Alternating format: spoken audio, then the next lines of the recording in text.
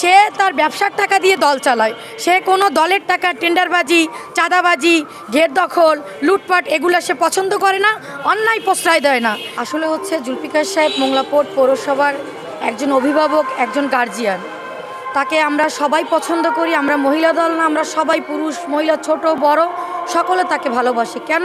সে সৎ, অনেস্ট, তার ভিতরে কোনো দরিদ্রতা নাই, ফ্যামিলি গরিব নাই। সে এক ভাই, তারা 4 বোন, তারা অনেক ভালো একটা ফ্যামিলি।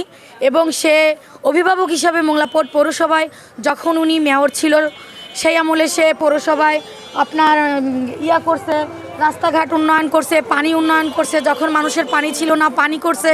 তারপরে আমাদের মোংলায় লবণ পানি ছিল, পানি উঠতো, এখন পানি ওঠে না। সেই সব কাজগুলো সে সেই আমলে করছে। ভেরিবাদ স্টেডিয়াম, তারপরে আপনার শিশু পার্ক, শহীদ মিনার সব ওনার হাতে করা, উন্নয়নের কারিগর। এক কথায় মোংলা পোর্ট পৌরসভার রূপকার উনি। তো উনি এখন যদি এমপি হিসাবে আমরা পেতে চাই, মোংলা রামপালের মানুষ কেন পেতে চাই, ওনাকে যদি আমরা সুযোগ দিই, উনি মেয়র আমলে এই কাজ করছে, আর এখন যদি এমপি হয় তাহলে তো আমাদের জন্য অনেক চাওয়া পাওয়া। আর সে তার ব্যবসার টাকা দিয়ে দল চালায়। সে কোনো দলের টাকা টেন্ডারবাজি, চাঁদাবাজি, ঘের দখল, লুটপাট এগুলো সে পছন্দ করে না, অন্যায় প্রশ্রয় দেয় না।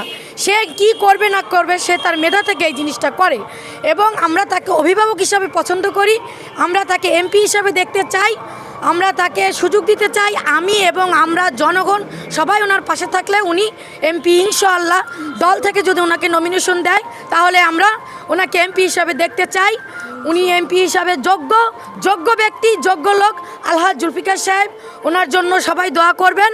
আমরা মোংলা রামপালবাসীর কাছে আমাদের একটাই আবেদন, যদি তারেক রহমান তাকে নমিনেশন দেয়, আমরা মোংলা পোর্ট পৌরসভা এবং রামপাল মোংলা বাগেরহাট আমরা সবাই তাকে এমপি হিসাবে দেখতে চাই। আসসালামু